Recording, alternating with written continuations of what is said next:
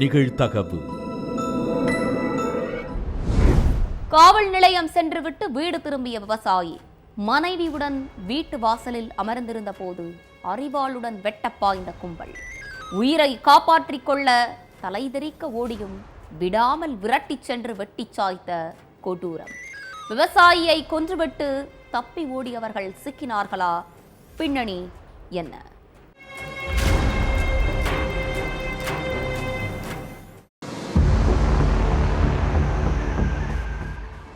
வீட்டு வாசல்ல உட்காந்து பரமனும் அவரோட மனைவியும் பேசிட்டு இருந்தாங்க.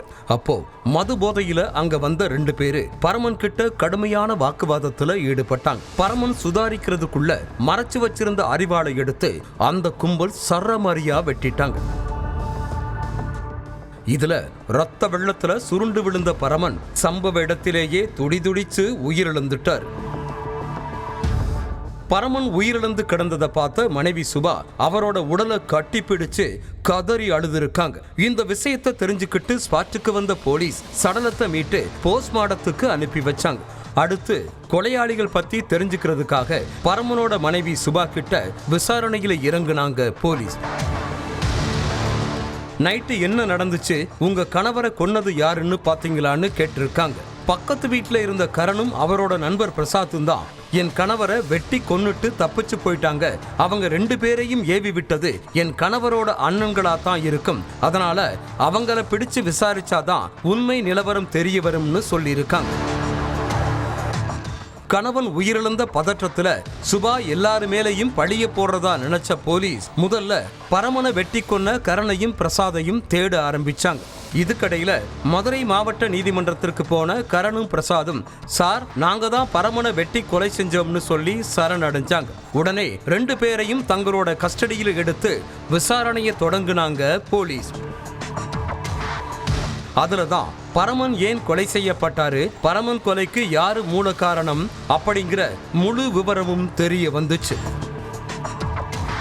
மதுரை விளாச்சேரி ஆதிசிவன் பகுதியைச் சேர்ந்தவர் பரமன். இவருக்கு ஹரிச்சந்திரன், குறும்பன்னு 2 அண்ணன்கள் இருக்காங்க.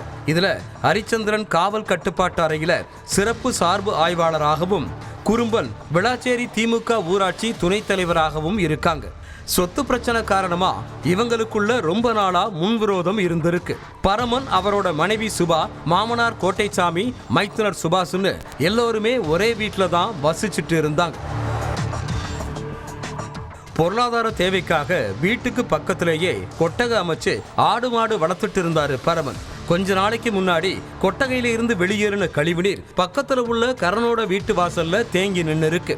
இதனால 2 குடும்பத்துக்கும் இடையில முன்பகை ஏற்பட்டிருக்கு. அது மட்டும் இல்லாம நடந்த எல்லாத்தையும் தன்னோட ஃப்ரெண்டு பிரசாத் கிட்ட சொல்லியிருக்கான் கரண். 2 பேரும் சேர்ந்து பரமனோட குடும்பத்தை ஏதாவது பண்ணணும்னு திட்டம் போட்டு இருக்காங்க. அதே மாதிரி பரமனுக்கும் கரனுக்கும் பிரச்சனை இருக்கிறத தெரிஞ்சுக்கிட்ட பரமனோட அண்ணன்கள் 2 பேரும் கரனை வச்சே பரமனை கொலை செஞ்சு நிலத்தை கைப்பற்றிடலாம்னு திட்டம் போட்டு இருக்காங்க. அதுக்காக கரனுக்கு அவங்க பணம் கொடுத்ததாகவும் சொல்லப்படுது. சம்பவத்தன்னைக்கு பரமன், மனைவி சுபா, மைத்துனர் சுபாஷ், மாமனார் கோட்டைசாமி 4 பேரும் வீட்டு வாசல்ல உட்கார்ந்து பேசிட்டு இருந்தாங்க.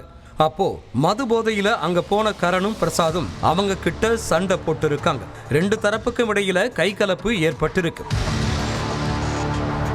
இதனால கடும் கோபமான கரண், உங்க எல்லாத்தையும் வெட்டி சாய்க்காம விடமாட்டேன்னு சொல்லிட்டு அரிவாளை எடுக்க ஓடி இருக்கார். கரனோட மிரட்டலை கேட்டு பயந்து போன பரமனும் அவரோட குடும்பத்துக்காரங்களும் போலீஸ் ஸ்டேஷனுக்கு போய் கம்ப்ளைண்ட் கொடுத்திருக்காங்க. 2 பேரையும் சீக்கிரம் கைது பண்ணுங்க, இல்லனா எங்களை வெட்டி கொன்னுருவாங்கன்னு கதறி இருக்காங்க.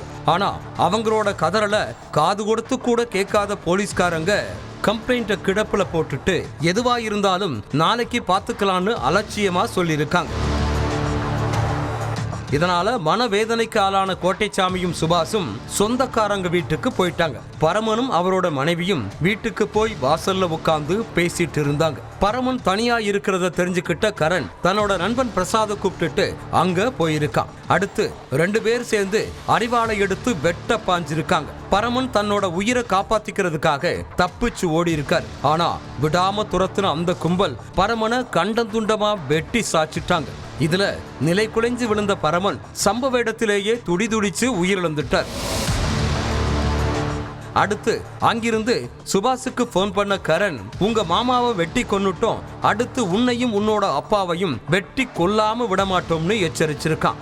அதுக்கப்புறம் தலைமறைவா இருந்த 2 பேரையும் போலீஸ் வலைவீசி தேட ஆரம்பிச்சிருக்காங்க.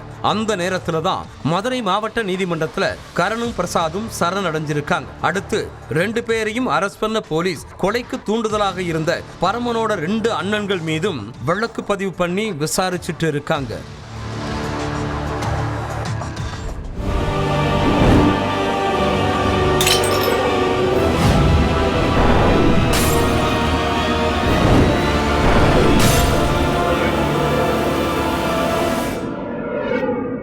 நிகழ்தகவு